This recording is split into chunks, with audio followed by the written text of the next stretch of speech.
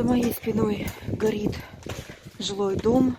A house is on fire behind me. In the city of Severodonetsk, in the east of Ukraine, the troops of the Russian Federation fired at the settlement using Grad multiple launch rocket systems. Now there are about a dozen houses like that. The number of victims is being specified. The shelling continues and it is impossible to put it out because there is no ceasefire. Over the past 3 weeks, more than 100 residential buildings have been damaged. Now you can see what is happening to the high-rise building.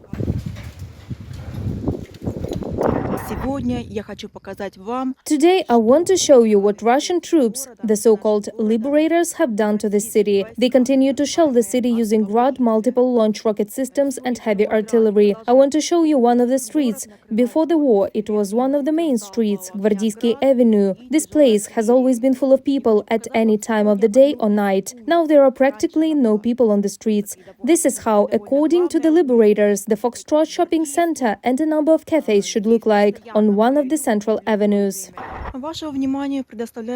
Take a look at another store on the same central avenue, which looks like this today. Naturally, it doesn't work. And this is what the central branch of Privatbank looks like today.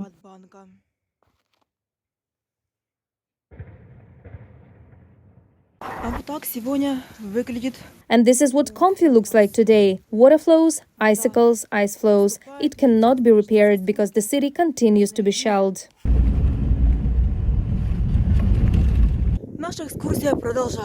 Our tour continues. This is a shell crater, pretty deep. Houses have been damaged, they have no windows, balconies have been destroyed, and the lives of hundreds of people today have been changed forever. There is nowhere to buy medicines today because pharmacies in many parts of the city look like this.